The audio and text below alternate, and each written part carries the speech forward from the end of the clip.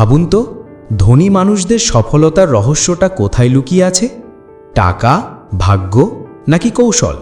আসলে প্রকৃত ধনীরা আলাদা হন তাদের চিন্তা, অভ্যাস আর অর্থ ব্যবহারের ধরন দিয়ে।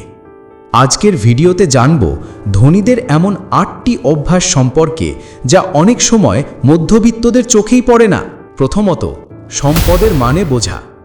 ধনীরা কেনাকাটায় সময় নষ্ট করেন না। নতুন গাড়ি বা সাজসজ্জার পেছনে না ছুটে তারা টাকাকে কাজে লাগান শেয়ার বাজারে, রিয়েল এস্টেটে বা নিজস্ব ব্যবসায়। তাদের কাছে প্রশ্ন একটাই, কিভাবে টাকা দিয়ে আরও টাকা বাড়ানো যায়? দ্বিতীয়ত, কৌশলের খেলা। মধ্যবিত্তরা যেখানে নিরাপদ বাজেট আর সঞ্চয়ে ভরসা রাখেন, ধনীরা অর্থকে দেখেন এক ধরনের খেলার মতো। তারা ঝুঁকি নেন, নতুন কৌশল শেখেন আর ব্যর্থতাকে দেখে ভয় পান না, বরং ব্যর্থতা থেকেই তারা পরের সাফল্যের পথ খুঁজে নেন। তৃতীয়ত, বিশেষজ্ঞের জন্য খরচ করা। অনেকে মনে করেন পরামর্শক বা কোচ ভাড়া করা মানেই বিলাসিতা, কিন্তু ধনীরা জানেন এটাই আসলে বিনিয়োগ। একজন বিশেষজ্ঞের সঠিক পরামর্শ তাদের ভুল কমায়, সময় বাঁচায় আর আয় বাড়ায়। চতুর্থত, সময়ের মূল্য বোঝা।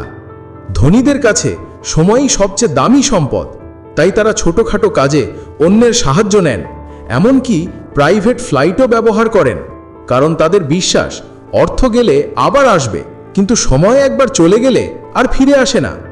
পঞ্চমত, খোলামেলা আলাপ। অনেক পরিবার অর্থের কথা বলতে ভয় পায়, কিন্তু ধনীরা তা করেন নিয়মিত।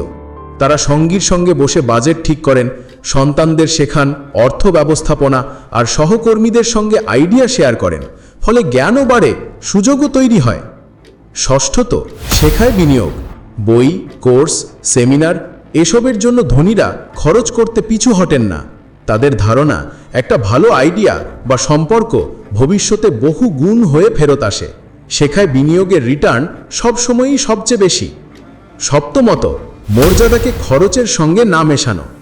অনেকে ভাবেন ধনীরা বিলাসিতার জীবনযাপন করেন, কিন্তু বাস্তবে তাদের অনেকেই সাধারণ পোশাকে, পুরনো গাড়িতে চলাফেরা করেন। তারা জানেন মর্যাদা আসে স্বাধীনতা থেকে, নয় চমকানো খরচ থেকে। অষ্টমত, প্রজন্ম ছাড়িয়ে ভাবা। মধ্যবিত্তরা যেখানে অবসর পর্যন্ত পরিকল্পনা করেন, ধনীরা ভাবেন পরের প্রজন্মের কথা। তারা ট্রাস্ট তৈরি করেন, সন্তানদের ছোটবেলা থেকে অর্থ ব্যবস্থাপনা শেখান, যাতে সম্পদ দীর্ঘমেয়াদী টিকে থাকে।